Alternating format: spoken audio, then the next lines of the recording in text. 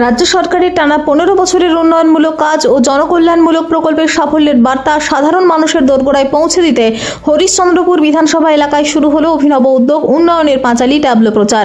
শনিবার সকালে হরিশ্চন্দ্রপুরের ভবানীপুর ব্রিজ মোড়ে দলীয় পতাকা উড়িয়ে এই প্রচারের শুভ সূচনা করেন রাজ্যের প্রতিমন্ত্রী তাজমুল হোসেন এবং হরিশ্চন্দ্রপুর ব্লক সভাপতি মুশারফ হোসেন।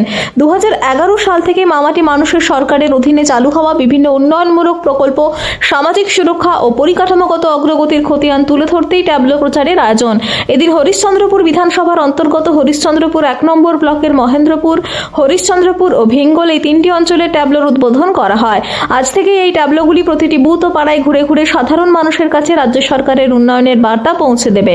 2026 সালের বিধানসভা নির্বাচনের আগে রাজ্য সরকারের জনকল্যাণমূলক প্রকল্পগুলিকে আরও সুদূর প্রসারী ও কার্যকর করে তুলতে এই উদ্যোগ নেওয়া হয়েছে বলে জানান প্রতিমন্ত্রী তাজমুল হোসেন।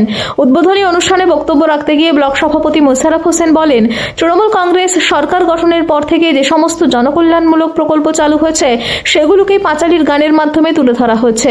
সেই গানই ট্যাবলোর মাধ্যমে পাড়ায় পাড়ায় পৌঁছে দেওয়া হচ্ছে। মালদা থেকে হরেন চৌধুরীর রিপোর্ট, বাংলার কথা।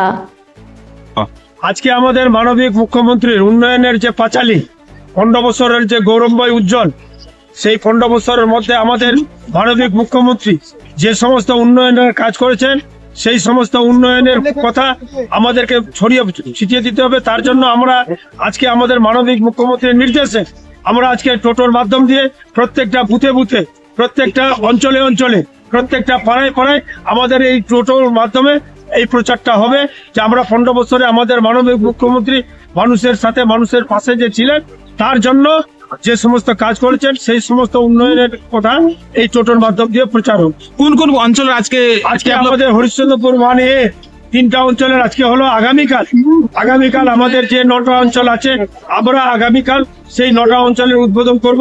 আজকে 3টা অঞ্চলের আমরা মহেন্দ্রপুর, ভিঙ্গল, হরিশ্চন্দ্রপুর এই 3টা অঞ্চলের আজকে আমরা করলাম। আমরা মানবিক মুখ্যমন্ত্রীকে অশেষ অশেষ ধন্যবাদ জানাচ্ছি।